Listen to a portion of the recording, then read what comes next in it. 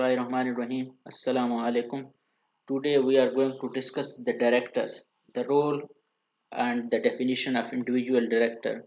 Previously we have discussed the role of the board of the director in corporate governance, but today our topic is the only director. So the director of an organization are the person who are members of its boards. The quality of the decision taken by board depend on abilities of the individual director. तो mainly इसमें हम यही देखेंगे कि individual director का role क्या होगा और वो कैसे परफॉर्म करेगा, इंडिविजुअल डायरेक्टर कितनी टाइप्स के होते हैं और वो उनकी क्या रिस्पॉन्सिबिलिटीज़ होते हैं और उनको हम कैसे डिफाइन करते हैं। तो अगर पाकिस्तान के कंटेक्स्ट में देखा जाए तो जहाँ पे ज़्यादातर कंट्रोल और फैमिली ग्रुप्स होते हैं कंपनीज के, जिसमें इंटरनल शेयर होल्डर्स किसी एक बंदे को एज ए डायरेक्टर सेलेक्ट करते हैं और फिर उसको इलेक्शन में वोट दे के इलेक्ट कर लेते हैं, वो कंपनी के रिक्वायरमेंट्स के अकॉर्डिंग नहीं होते और इसलिए वो सही परफॉर्म नहीं कर पाते। जिस तरह के हम पिछले लेक्चर में हमने यस मैन बोर्ड और ट्राफी और इस तरह के बोर्ड्स को डिस्कस किया था, तो इसमें उस तरह के बोर्ड्स के मेंबर ज़्यादातर होते हैं। तो इस लेक्चर में हम देखेंगे कि इंडिविजुअल डायरेक्टर्स की इम्पोर्टेंस क्या है, कौन कौन से करेक्टरिस्टिक्स होने चाहिए जब शेयर होल्डर बोर्ड के मेंबर को इंडिविजुअल डायरेक्टर को इलेक्ट कर रहे होते हैं, तो उनके कौन कौन से करेक्टरिस्टिक्स उनको देखने चाहिए। जो सबसे पहला करेक्टरिस्टिक्स है वो सूटेबिलिटी है। ये प्राइम कंसिडरेशन है, मेन कंसिडरेशन है कि डायरेक्टर को सूटेबल होना चाहिए, उसको रिलेटिव होना चाहिए। अगर आप किसी बैंक के डायरेक्टर को सिलेक्ट कर रहे हैं तो अगर उसको फाइनेंस डिपार्टमेंट में सिलेक्ट कर रहे हैं तो उसके पास फाइनेंस का नॉलेज, उस रेलिवेंट एरिया का नॉलेज होना चाहिए। ये ना हो कि कंपनी है और 50% शेयर किसी एक फैमिली के पास हैं और वो अपने हर दूसरे रिलेटिव को उस कंपनी के बोर्ड में ले आए, तो ये उसके लिए सूटेबिलिटी नहीं है। ना तो ये कंपनी के लिए बेहतर है और ना कंपनी के शेयर होल्डर और ना स्टेक होल्डर और ना सोसाइटी के लिए ये चीज़ बेहतर है। तो सबसे पहला और प्राइम कंसिडरेशन है वो ये है कि सूटेबल कैंडिडेट को नॉमिनेट करना चाहिए एज ए डायरेक्टर। उसके बाद करेक्टर ऑफ द पर्सन बहुत इंपॉर्टेंट है। Must not place personal interest above that of the company. तो कंपनी में वो अपने पर्सनल और ज़ाती बेनिफिट को ना देखे, बल्कि करेक्टर ऑफ द पर्सन ये होना चाहिए कि वो कंपनी के और शेयर होल्डर के इंटरेस्ट को सामने रखकर काम करे। Should have sound ethical values, और वो स्टैंड भी ले सके अगर यहाँ कोई इशू हो, कोई मसला हो डिसीजन मेकिंग में, तो वो प्रॉपर डिसीजन मेकिंग कर सके। उसके पर्सनल ट्रेड्स, व्यूज़ और एटीट्यूड ऐसा होना चाहिए कि वो बैलेंस हो और एक बैलेंस टीम मेंबर हो, एक गुड कैंडिडेट हो, उसमें सफिशेंट स्ट्रेंथ ऑफ करेक्टर हो कि वो स्टैंड भी ले सके। अगर कोई ऐसा प्रपोजल आया जो कि इनअप्रोप्रिएट है और उसको पास करना कंपनी के बेनिफिट में नहीं है, कंपनी के इंटरेस्ट में नहीं है, तो उस डायरेक्टर को इतना उसमें स्ट्रेंथ होना चाहिए कि वो उसके अगेंस्ट, उस प्रपोजल के अगेंस्ट खड़ा हो जाए और अपना पॉइंट ऑफ व्यू दे कि ये ऐसे नहीं ऐसे है। इसके साथ साथ उसको willingness and able to give time होना चाहिए। वो खुशी से आए और उसके पास इतना टाइम हो कि वो कंपनी में कंट्रीब्यूट कर सके। ये ना हो कि बड़ा नाम है और कंपनी में उसको इलेक्ट किया और उसके बाद वो कंपनी के लिए न तो मीटिंग अटेंड कर सकते हैं, ना मीटिंग के लिए टाइम दे सकते हैं। तो ऐसे डायरेक्टर बोर्ड के लिए कंट्रीब्यूट नहीं कर सकते। इसके साथ साथ उनके लिए साउंड जजमेंट भी होनी चाहिए और वो सारे इश्यूज को अंडरस्टैंड कर सकें। अंडरस्टैंड करने के बाद बोर्ड के लेवल पे आके वो उनको डिस्कस करे और अपना जजमेंट पास कर सके। ये ना हो कि वो वोट करे और जैसे चेयरपर्सन चाह रहे हूँ, जैसे सीईओ चाह रही हूँ, इस तरह के डायरेक्टर्स नहीं होने चाहिए। Their vote should lead to a correct decision for the company. वो कंपनी के बेस्ट इंटरेस्ट में डिसीजन ले सके। डायरेक्टर्स में स्किल और केयर ड्यूटी होनी चाहिए। Do not agree to be a director if you are not fit to be a director. तो डायरेक्टर ऐसा नहीं होना चाहिए कि अगर वो फिट नहीं है लेकिन खामखा वो डायरेक्टर बनना चाह रहा है। Must have necessary knowledge, skill and experience that is expected from a director. Should exercise the degree of care, caution and skill that is expected from them. Discuss proposals in detail and seek additional information from the management if needed. Should offer view fairly and openly. Or ineffective director may vote with chairman without bothering to read the information. तो ineffective director नहीं होना चाहिए बल्कि effective director होने चाहिए, अपने skill, care और duty का उनको ख्याल रखना चाहिए।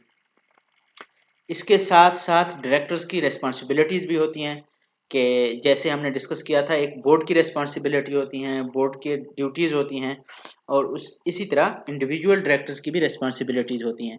नॉर्मली इनकी रिस्पॉन्सिबिलिटीज़ सिर्फ शेयर होल्डर की हद तक होती हैं, स्टेक होल्डर्स की हद में स्टेक होल्डर के लिए इनकी रिस्पॉन्सिबिलिटीज़ नहीं होती हैं। लेकिन ये सेंटेंस सिर्फ एग्जेक्टिव डायरेक्टर के लिए है। जब नॉन एग्जेक्टिव डायरेक्टर होते हैं, जब इंडिपेंडेंट डायरेक्टर होते हैं या INEDs होते हैं, तो उनकी रिस्पॉन्सिबिलिटीज में सारे स्टेक होल्डर्स आते हैं। और डायरेक्टर्स इसलिए भी रिस्पॉन्सिबल शेयर होल्डर्स के लिए भी नहीं होते अगर वो नेग्लिजेंट ना हो और विलफुल पार्टी टू फ्रॉड ना हो। इफ नॉट नेग्लिजेंट और wilful party to a fraud, director are generally covered by the company. तो इस सूरत में कंपनी उनको कवर देती है। कंपनीज में ऑब्टेन इंश्योरेंस उनके लिए for liabilities of the directors, for loss rising from directors. तो इस तरह के लॉसेज और इस तरह के नुकसानात के लिए उनके नॉर्मली उनके लिए इंश्योरेंस हुआ होता है। तो मेन टॉपिक आज का जो हमारा है वो टाइप ऑफ डायरेक्टर्स है, इंडिविजुअल डायरेक्टर्स का। उसमें सबसे पहले एग्जेक्टिव डायरेक्टर आता है, फिर नॉन एग्जेक्टिव डायरेक्टर है, रिप्रेजेंटेटिव डायरेक्टर है, इंडिपेंडेंट डायरेक्टर है, डिफेक्टिव डायरेक्टर है, शैडो डायरेक्टर है। तो हम इन सारे डायरेक्टर्स के टाइप्स को आज डिस्कस करेंगे। तो सबसे पहला जो है वो है executive director. Executive directors company के एम्प्लॉय होते हैं, फुल टाइम एम्प्लॉय होते हैं, उनके पास ऑफिस होता है, वो फॉर्मल सैलरी ड्रा करते हैं, और presence in the board is dependent on the election by the stakeholders. वो बोर्ड में तभी जा सकते हैं जब उनको शेयर होल्डर इलेक्ट कर लें। हो सकता है कि काफ़ी सारे एग्जेक्टिव डायरेक्टर्स हों जिनको इलेक्ट ना किया जाए, वो बोर्ड में फिर नहीं जाते, बोर्ड में सिर्फ वही जाते हैं। हो सकता है CEO और कुछ मेजर जो मेन डायरेक्टर्स हैं, जो मेन पोजीशंस पे हैं, जैसे फाइनेंस है, मार्केटिंग डायरेक्टर है या CEO है, तो इस तरह के डायरेक्टर्स जबकि वोट के जरिए से बोर्ड में जा सकते हैं। दूसरा है non executive director are not full time employ और part time employ, they don't draw formal salaries, no active role in the management and only attend board meetings. ये सिर्फ और सिर्फ बोर्ड मीटिंग्स अटेंड करते हैं, उसके अलावा इनका कोई रोल नहीं होता। उस बोर्ड मीटिंग में एक्सपेक्ट किया जाता है कि वो गाइडेंस और सुपरविजन प्रोवाइड करेंगे और सुपरवाइज करेंगे एग्जेक्टिव डायरेक्टर्स को। Representative director is represent a particular share holder. से फॉर एग्जांपल कोई क्रेडिटर की तरफ से है, कोई किसी स्पेसिफिक कंपनी जिसने काफ़ी सारे शेयर लिए हुए हैं, 5% शेयर लिए हुए हैं, 10% शेयर लिए हुए हैं, ब्लॉक होल्डर है, इंस्टीट्यूशनल शेयर होल्डर है, गवर्नमेंट की तरफ से है, तो वो उस पार्टिकुलर शेयर होल्डर या स्टेक होल्डर को रिप्रेजेंट कर रहा होता है और उनके इंटरेस्ट को प्रोटेक्ट करना होता है। रिप्रेजेंटेटिव, जैसा कि वर्ड से पता चल रहा है कि वो रिप्रेजेंटेटिव डायरेक्टर है, वो किसी का रिप्रेजेंटेटिव है उस बोर्ड में, तो वो उसी के राइट को प्रोटेक्ट करने की कोशिश करेगा। In developing country most director use to be representative and to protect the shareholders rights. तो ज्यादातर इसमें डेवलपिंग कंट्रीज में यही होता है कि शेयर होल्डर्स होते हैं, कोई 10%, कोई 20%, कोई 30%, तो वो उनके अपने डायरेक्टर्स आ जाते हैं और उनके राइट को प्रोटेक्ट करते हैं।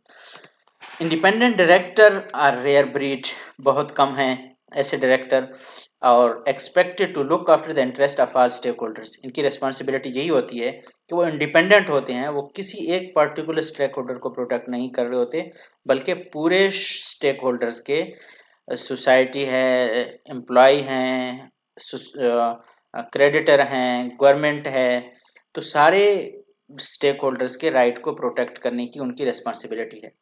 की to good governance lies in the hand of independent director. जितने भी रिसर्च हैं, कॉर्पोरेट गवर्नेंस के गुरुज हैं, थ्योरीज हैं, वो यही कहते हैं कि इंडिपेंडेंट डायरेक्टर्स ही कंपनी के गवर्नेंस के लिए बेहतर काम कर सकते हैं।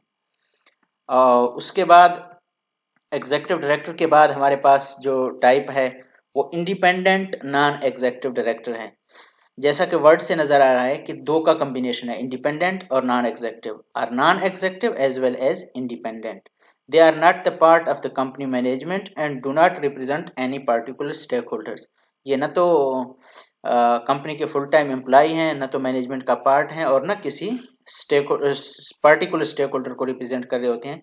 तो इनका काम कंपनी के तमाम स्टेक होल्डर्स के राइट को प्रोटेक्ट करना और ओवरऑल कंपनी के वेल्थ मैक्सिमाइजेशन के लिए काम करना।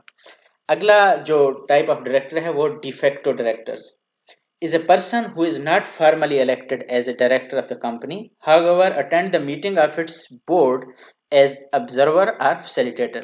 ये बेसिकली कंपनी के सीनियर एम्प्लॉइज होते हैं जो कंपनी के बारे में हर इंफॉर्मेशन रखते हैं और कंपनी के सारे मामलात को जानते हैं।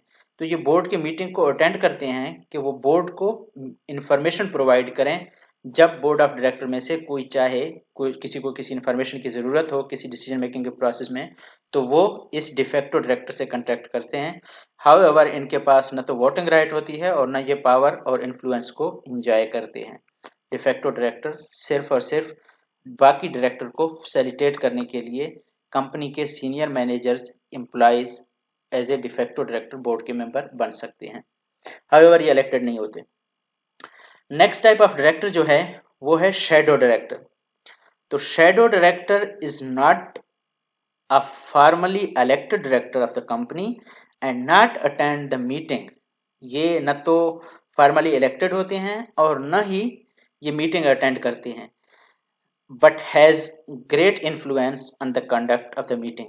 जैसे कि वर्ड से पता चला है कि शैडो डायरेक्टर है, इनका बोर्ड ऑफ डायरेक्टर पे शैडो होता है और इतना असर होता है कि वो बाकी डायरेक्टर्स को इन्फ्लुएंस करते हैं और बाकी डायरेक्टर्स जो डिसीजन लेते हैं वो इनके इंस्ट्रक्शंस को फॉलो करके इनकी विल और विश और मंशा के मुताबिक वो डिसीजंस लेते हैं।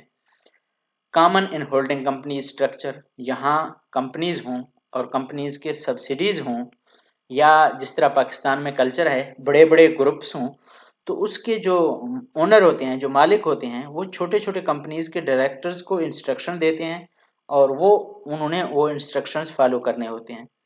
फॉर इंस्टेंस जैसा कि अगर आप बुक के चैप्टर 4 में या चैप्टर 5 में, डायरेक्टर्स वाले चैप्टर में 5 में देख लें तो वहाँ पे एक एग्जांपल है, ABC company acquired XYZ company. तो एबीसी पेरेंट कंपनी है और XYZ जो है वो सब्सिडी है। अब एबीसी का जो चेयरमैन है वो हो सकता है XYZ में एज ए डायरेक्टर ना हो, लेकिन चूंकि वो पेरेंट कंपनी का चेयरमैन है या अगर डेवलपिंग कंट्री के कंटेक्स्ट में देखा जाए तो मेजर शेयर होल्डर है, ओनर है, तो जब भी XYZ की मीटिंग्स हो रही होती हैं उसमें एबीसी कंपनी जो कि पेरेंट कंपनी है उसके चेयरमैन या सीईओ या ओनर इन्फ्लुएंस करता है XYZ के कंपनी के बोर्ड ऑफ डायरेक्टर्स को और वो डिसीजन लेने पे मजबूर हो जाते हैं as per the advice of chairman of ABC company which is the parent company actually. तो इस तरह के डायरेक्टर को शैडो डायरेक्टर कहते हैं। उसके बाद जो टाइप ऑफ डायरेक्टर है उसको अल्टरनेट डायरेक्टर कहते हैं। Alternate director is nominated by duly elected director to attend the board meeting in absence of any director.